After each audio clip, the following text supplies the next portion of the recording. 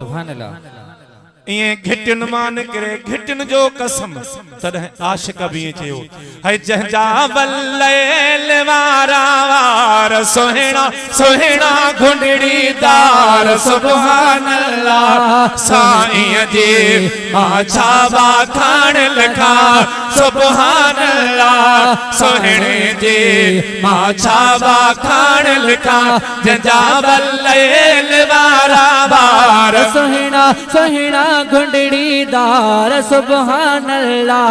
साईं जी माछावा खान लिखा सुभान अल्लाह। सोहणे जी माछावा खान लिखा रब्बा कचूंडे वसफू रखो मुस्तफा जो माजा गल बसर जो सोहणियो अखियों मुस्तफा जो हो रब्बा कचूंडे वसफू रखो मुस्तफा जो मजा गल बसर जा सोहणो अखियों मुस्तफा जह दम नेड़ खणन दिलदार बुलजन बिस्तर ता बीमार नेड़ खणन दिलदार बुलजन बिस्तर ता बीमार सुभान अल्लाह। साईं जी माछावा खान कया जंजा बल्लैल वारा वार सोहणा सोहणा घुंडड़ी दार सुभान अल्लाह।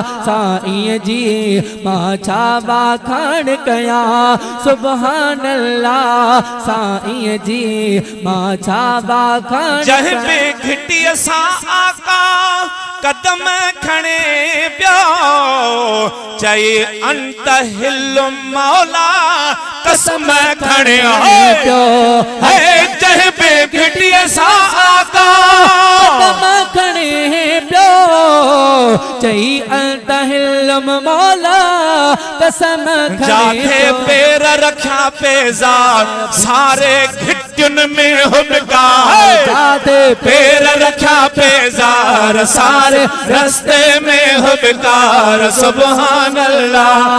पिरिय जी माछावा खान कया जंजा बल्लैल वारा वार सोहणा सोहणा घुंडड़ी दार सुभान अल्लाह। साईं जी माछावा खान कया सुभान अल्लाह। साईं जी माछावा खान चाहे जे हथन लय मौला चयो यदुल्लाह ओहो ई तम जो सुणो अथवा अरबी सले अला हो जह जे हथन लय मौला चयो यदुल्लाह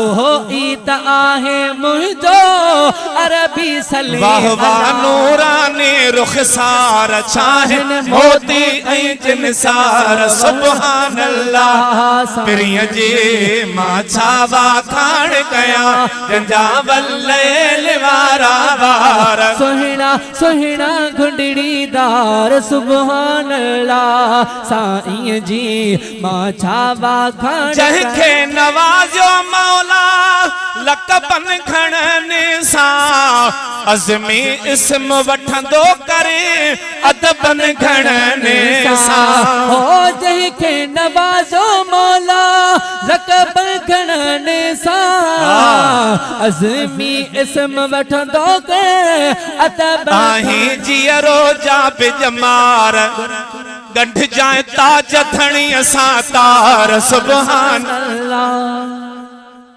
इहो त इएं त चई